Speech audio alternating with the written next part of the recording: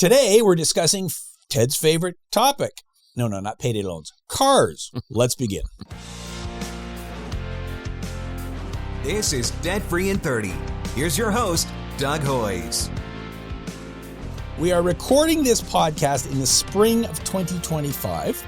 And I tell you that because many people will be watching this years and years in the future and things will be out of context. When they're doing your biography? Exactly. This will be on my my biography.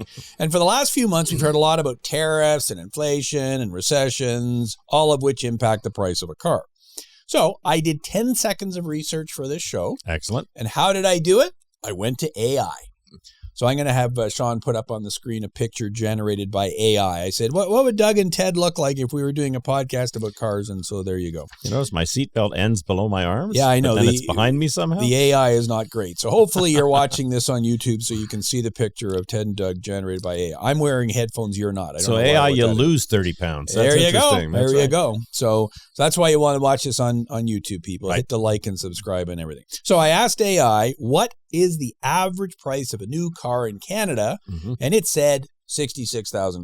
Does that sound reasonable to you? Or Yep. Okay, so there you go. Because I have no idea if that's true or not. But let's assume that that's the number. So my first question for you: how many people that you meet with on the street, or when you're talking to clients, How many people or whatever, that I know? how many people that you know would have $66,000 in the bank so they could just go and buy a car? Very, very few. Very few. Virtually nobody. So Right. in order to buy a car, you got to get a loan. Yep. Pretty simple, right? And as I said, we're in a recession, unemployment's rising. So an increasing number of Canadians are becoming delinquent on their car loans. Makes sense. But it's not just unemployment. We got lots of other problems. There's supply chain issues. Mm-hmm. We're not going to talk about that because I don't really understand what it means. There's inflation, but there is also the impact of the exchange rate, because a bunch of stuff related to cars comes from other countries, Sure. right? And, my daily drivers are German. There you go. So it's and everything's priced in U.S. dollars. That doesn't matter where you're buying where you are it in the from. world. Exactly. So I would like you to walk me through this here. I did more research. Right. In May of 2021, the Canadian dollar was at 83 cents. Sounds like a deal now. A deal. In February of 2025, it was down to 68 cents. I can believe that. That's worse. Mm-hmm. By April 2025, it was up to 71 cents. But obviously, whenever you're watching this, the numbers will be different. Mm-hmm. So what is the difference if I'm buying a $50,000 U.S. car? It's priced in U.S. dollars. Yep. What's the difference between 83 cents and 68 cents? Well, so if you bought that car at an 83-cent exchange, you were paying 60,000 Canadian.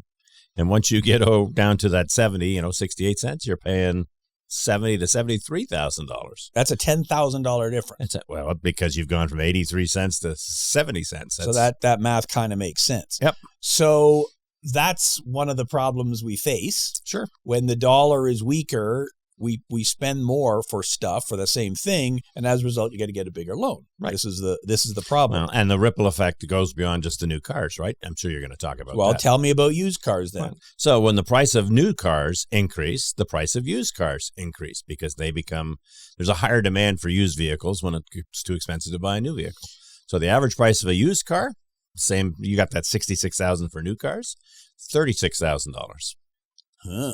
So that's a pretty big number. And we saw that very clearly during the 2020, 21, 22 period. Sure. When they couldn't get any inventory, used car prices spiked because that's the only thing out there. Now, since then, and again, we're kind of middle of 2025 now, used car prices have eased off a bit compared to where they were. So it retreated a little bit, and I think now what's going on in the world today is going to cause that to reverse.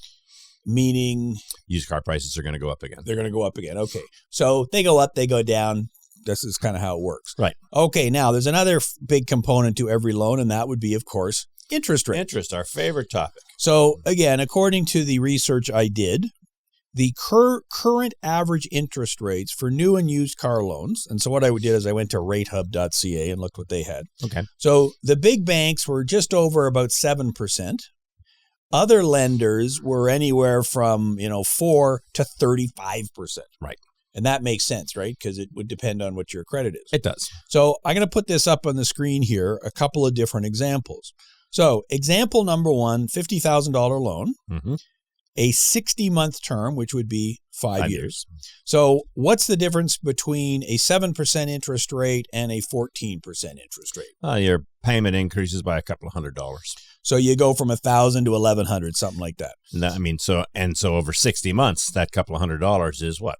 $12,000? That's a big number. That's how much extra the car costs you. So yes, in our specific example here, we went from $990 a month to $1,163 a month, which brings your total payments up from $59,000 to almost $70,000. Wow.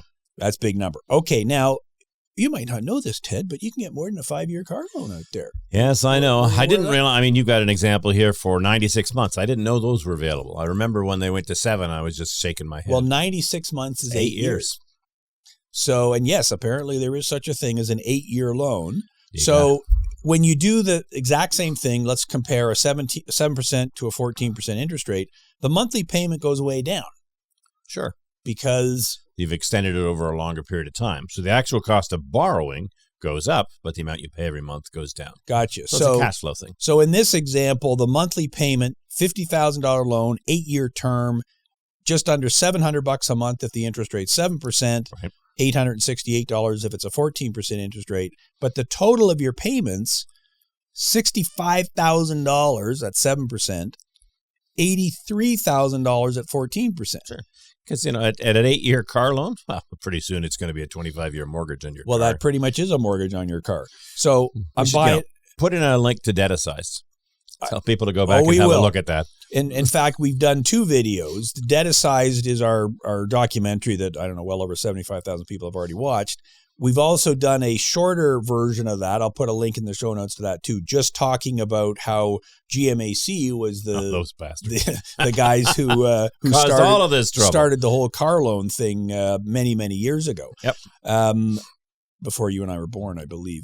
So between going from $65,000 to $83,000, and this is a $50,000 car you bought. Right.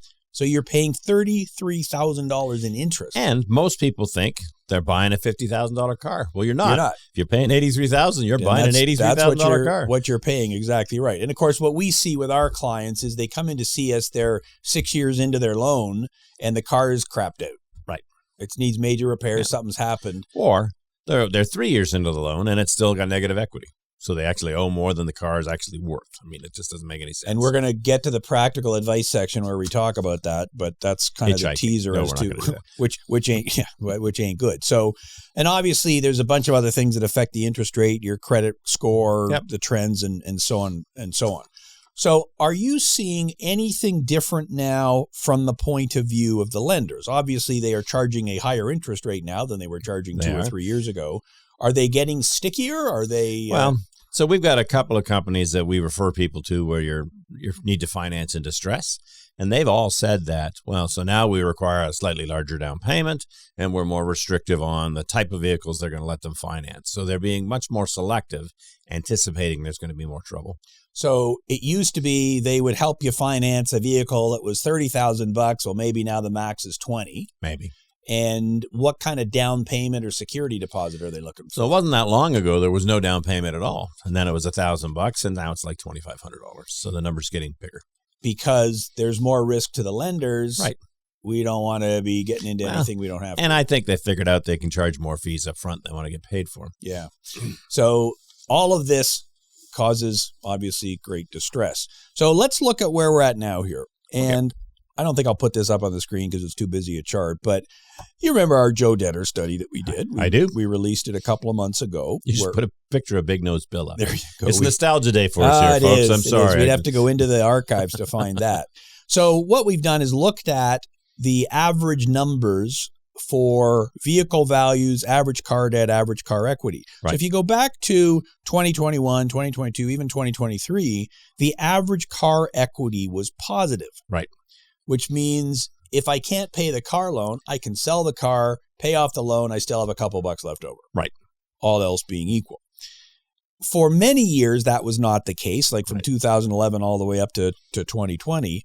Well, guess what happened in 2024? Right. We went back to negative equity. And like the biggest negative equity we've ever seen. It was, and I think that's the consequence of the car prices. Used car prices got so high. People were financing more. And then, of course, the correction, they got all these people that got stuck with It's like the real estate It's market. exactly like the real estate market. If you bought the house right at the peak and it's now worth 10% less, well, if you had a 5% down payment, you got negative equity. Right. And for our clients who had an encumbered vehicle, meaning they had a vehicle loan. With a loan, yeah. The average vehicle value was around $21,000 last year, but the average car debt was over $23,000. Right. So there's your couple $1,000 of negative equity. That's a problem. Now, I also went to TransUnion and looked up on their website. And what they said was, and this is for the final quarter of 2024, because they've not yet published the first quarter of 2025, the account delinquency rate has changed by about 3 basis points, which is essentially nothing. Right. 3 basis points is 0.03%. So the people that were defaulting are still the same throughout the quarter. Yeah. There was no change yet. So we have not started to see significant auto loan delinquencies. Right. Does that make sense to you? Well, car loans are one of the last things people default on because they need their car to get back and forth to work. It's you can call it a choice, but really it's a requirement for most people. It's a need as opposed to a want.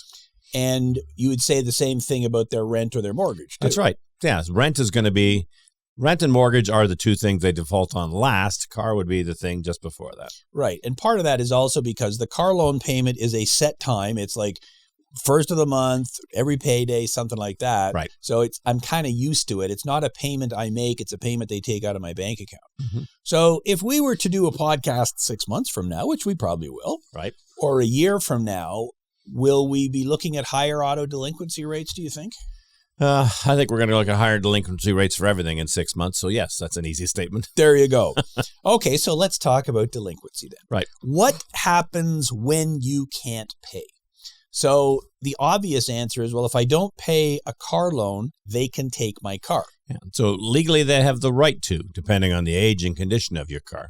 So, but you have to assume that, yes, if you secured our loan by saying, if I don't pay you, you can take the car, and you don't pay the loan, you got to assume they're going to come take the car. So car loans generally are secured loans. Correct. That's why they're called car loans. Yep. So if I used my line of credit to buy a car, it's not likely secured against the car.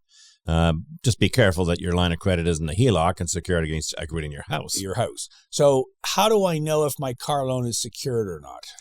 The easiest indication is the interest rate you're being charged. But the best thing to do is actually probably a title search, a PPSA search, Personal Property Security Act of Ontario search to see whether or not there's a lien on it. And I believe in Ontario, you can go to Service Ontario and say, Could you look this up for me? Here's my VIN number. And I believe you can even do that online. I think they charge you for it, but it's called a used vehicle report, and it'll tell you who owns the vehicle and whether there's liens on or anything like that. Well, and you have to buy that package if you're selling it, so I'm sure it's available anytime. It's a standard thing. Yep. And I guess the other way would be, well, when you bought the car, it was paperwork. Yeah. So if you went to the car dealer and bought the car, and you didn't give them all the cash up front, then that's pretty much a secured car loan. Assuming that they actually registered the lien properly. Yeah. So and most of the time they do, because that is the business they're in. Right. Okay, so you don't pay the car loan. They can repossess the car. Now, we are located in Ontario, and there are different laws in different provinces. So in Alberta and British Columbia, they have what's called a seize or sue law. Right. What does that mean? So if they have the right to repossess the car, and they do, they no longer have the right then to sue you for the shortfall. So the car is worth $20,000. The loan against it is $25,000. They repossess the car. They sell it for $20,000. They're done. That's right. They're out the legal fees. They're out whatever the shortfall is. That's not the way it works in Ontario. No, in Ontario, they pick up the car. They tell you that they're going to sell it if you don't pay them. They sell it. They send you a letter saying, where's the rest of our money? So in Ontario, it's seize and sue. Correct. So we take your car and then come after you for the shortfall. Mm-hmm. And so I guess it's better to be a lender in Ontario than in Alberta or British Columbia. Then. Presumably. And although perhaps in Alberta or British Columbia, they don't loan quite as much against a car because they know that, we've got a little bit more risk here. Or they just assume if you don't pay that they're not going to take the car and sue you. For the whole thing. Yep. Yeah, which of course they could. And then, okay, fine, sell the car. So if you're a lender, how do you decide if you're going to repo the car or not? Well, so, I mean, the first decision is what's the age of the vehicle? And so if it's a, 2, 3, 4, 5-year-old car, 5-year-old's getting along in the tooth, but the assumption is probably you'll send somebody to go pick it up. I drive an 11-year-old car. Yes, but they wouldn't take yours. They're not going to take my car. Okay, that's good. So there's a range where they'll just send somebody for it. There's a range where they'll send somebody to look at it. And there's a range where they'll say, in all probability, it's just not worth the trouble. So actually, my car's a 2011. That's more than 11 years ago. It is now, okay, yes. so That's not impressing people. I'm not very good at math. We'll edit that part out and put something You know what it would in. cost to buy a new Civic? No. The starting price for Civics now? Guess. Well, I drive an Accord, which is even Oh, fancier. Well, yes. today I'm driving a Civic, yes, and I don't know. I assume when it was new, it was $20,000. Well, they're $28,000 now. When that car was new, it was probably $12,000. 12, okay. And an Accord is like it'll add $12,000 to that. More than that. So, Yes, but I have all the fancy stuff on it. I got the cruise control, and you got wheels, and tires, all that. Three wheels stuff. that work. Right. So. Okay, so if I'm the lender, it's like if this was a brand new car and it's now 3 years into it, I'm almost for sure going to repossess it. Right. Because it's still worth something. But if I was financing a used car that was 10 years old when you bought it and it's been in an accident, it's like, you know what? I'm not even going to bother with the tow truck and everything else. I'm just going to sue you for the whole thing. Yep. Is what I'm going to do. Okay, so now we get into the practical advice section of the podcast. I don't want them to repo my vehicle. So I assume what's going to happen is I get behind on my payments. Maybe I lost my job, something happened, whatever. So I assume the lender is going to reach out and say, hey, dude, like, where's my money? Where's my money? At that point, do I have the ability to negotiate? Can I work out a deal to catch up? Like, what am I going to do at that point? So it's going to depend a lot on your history with the lender. How many times have you defaulted in the past? How old is the car?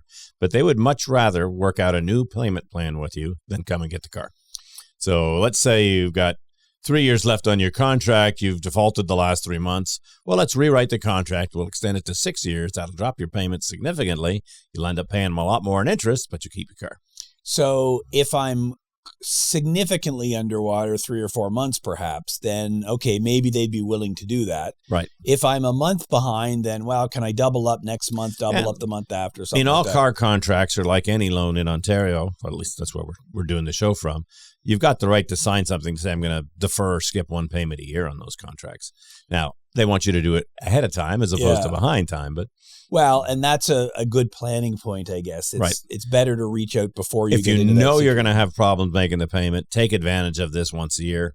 It's going to increase your interest cost slightly over the term of the contract, but you're not in default if you're taking advantage of an option the loan has. Right. Now, I haven't read the listener's loan documents, so I don't know if what we just said was true or not. So we would recommend you actually pull out your loan documents and see, do you have the ability to defer a payment? Can you extend whatever? Even if you don't, you can pick up the phone, talk to the lender and say, look, here's my situation. I'm in a bit of a tough spot. Okay, let's wind the clock back a bit. Mm-hmm. So we've just explained what happens because of high interest rates and all the problems. How can I avoid this in the future? So what are some ways, I haven't bought the car yet. I'm about to buy a car. What can I do to prevent these problems? Obviously, shop around and make sure you're getting the best deal on the vehicle and the best deal on financing. So how would I shop around? Is it as simple as I go online? What do I do? Well, so these days you certainly can go online. You'll get things like Genesis, for example. It's a set price. You don't have to talk to salesmen anymore. This is what they're going to sell you the car for. What they don't tell you is the trade-in value is still quite negotiable. So even the guys that tell you this is the price, there's room for negotiation.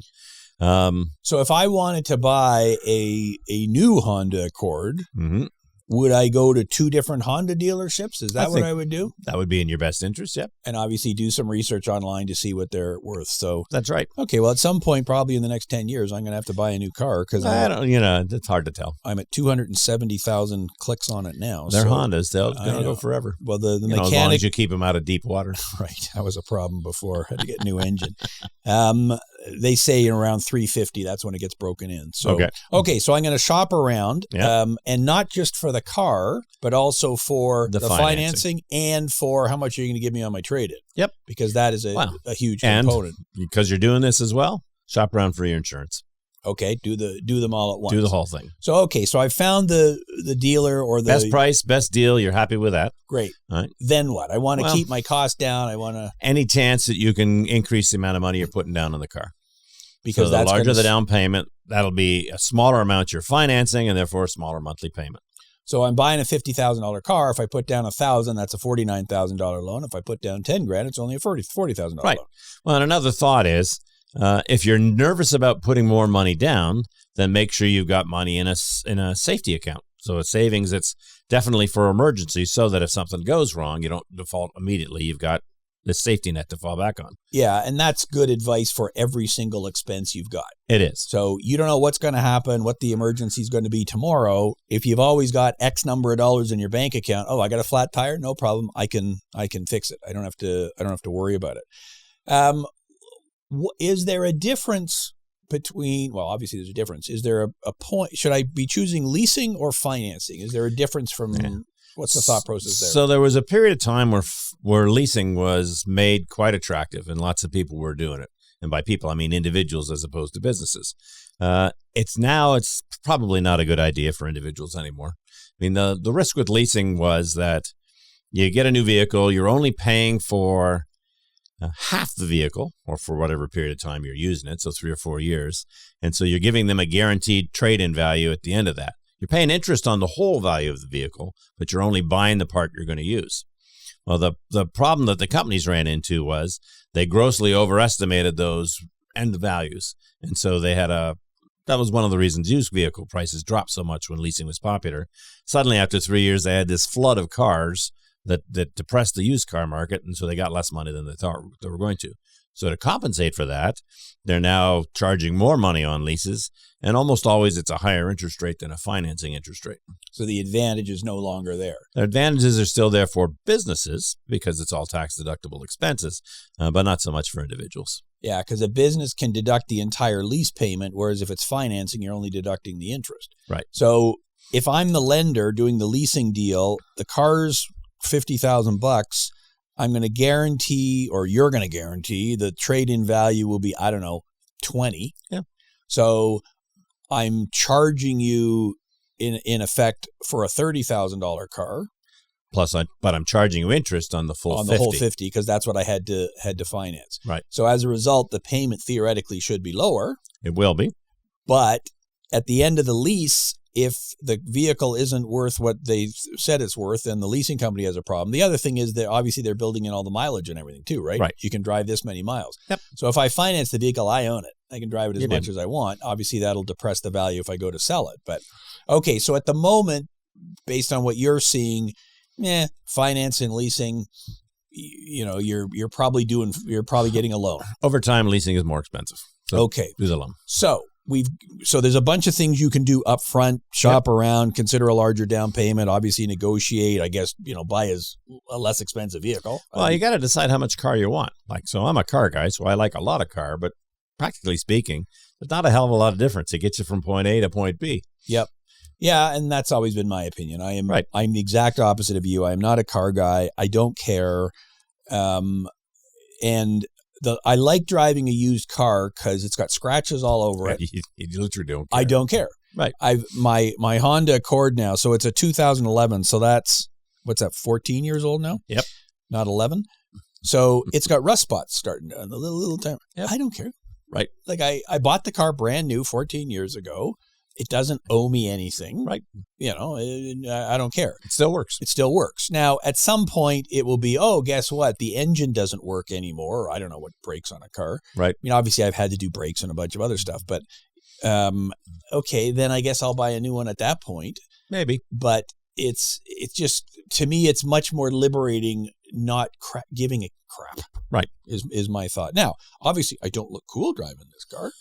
I didn't know that was your chief concern. It's not my chief concern. Exactly right. Okay, so we've talked about what you can do up front, but here I am. I'm underwater. Right. And maybe I've lost my job. Maybe I can't make the payments anymore. Something has happened. So let's take that first example. I can no longer afford the monthly payments. Okay. So whatever my example was before where I was paying $1,000 a month for the vehicle, I've lost my job. My income's gone down. I cannot afford to make those $1,000 a month payments. What do I do? Okay. Well, you should probably start by talking to your lender. Is there a payment that you can afford?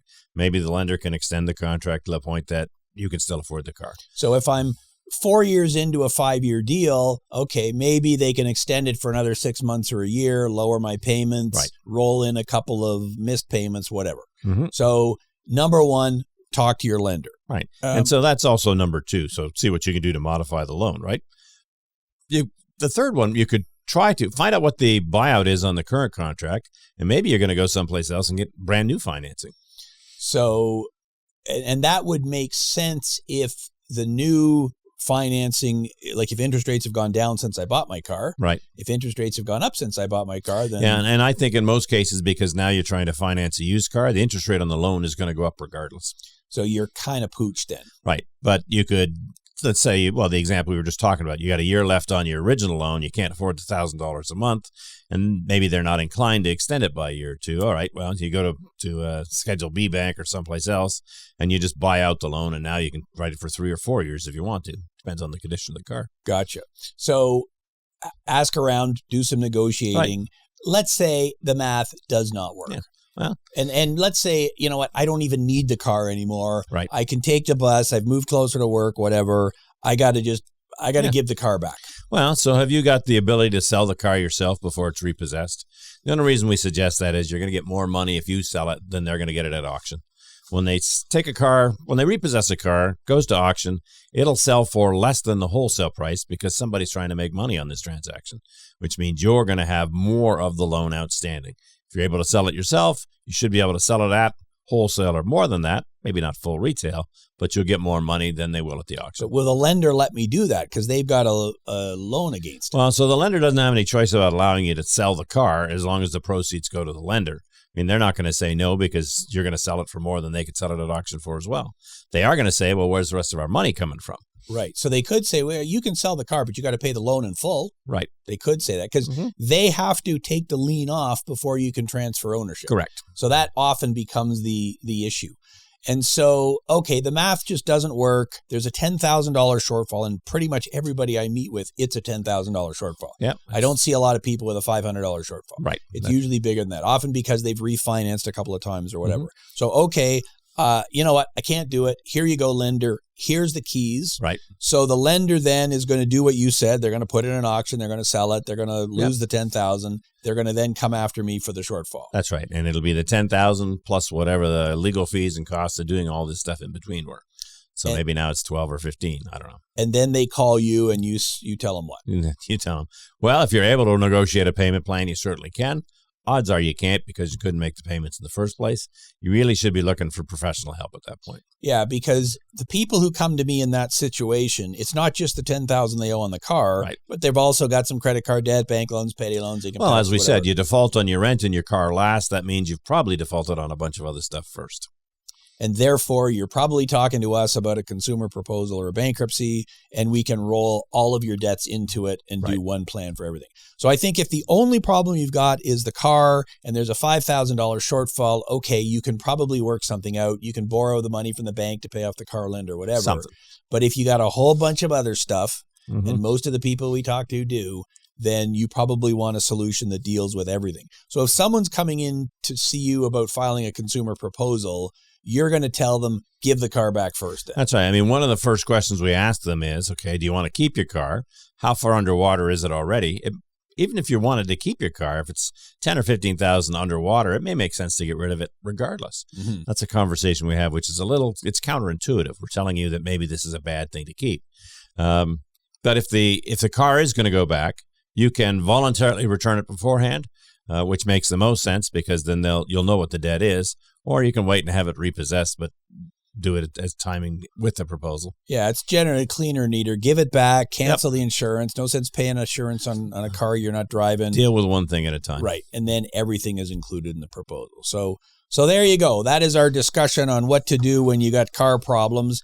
If you want to do a deep dive in the show notes, I'm going to put links to 4 other podcasts we've done about cars and car loans. And I'll also put a link to the mini documentary we did, How General Motors Revolutionized the Car Loan Industry. And screwed us all. Yes, there you go. And for an even deeper dive, Ted already mentioned it, Debt-Sized, How Our Reliance on Credit Leads to Price Inflation, where Ted and I and our expert guest talk about many things, including car loans. Yeah, I reminded some of my friends about Debt-Sized on the weekend because they all watched it originally, and a couple of them went through it again. It's much better than you would think. It holds up very, very well. And it's not a commercial. No, and it's not like we did it 10 years ago. It's educational. It was a number of months ago. So definitely check it out, Debt-Sized, link in the show notes. We also have another channel on YouTube, which is called Hoy's Michaelis. How exciting. That's a pretty good title. Do we have sponsors for that? No, we don't. We don't have any sponsors, and we're not getting any car companies sponsoring us after this. It's not GMAC. Nope, anyway. Ain't going to happen. Where we answer many insolvency questions. And on the channel you're on right now, Debt Free in 30, we have a somewhat irreverent news series called About That, Eh? Because it's Canadian and, the whole Canadian. Yeah, I get it. We did that. So it's both entertainment and educational as opposed to this podcast, which is probably neither entertainment or whatever. But I still want you to like, subscribe, hit the notification button so you can join our 18,000 plus subscribers who get notified of our new podcast every Saturday morning. And obviously you can do the same on Spotify, Apple Podcasts, and everywhere else. So until next week, thanks for watching and listening. I'm Doug Hoyes. That was Debt Free in 30.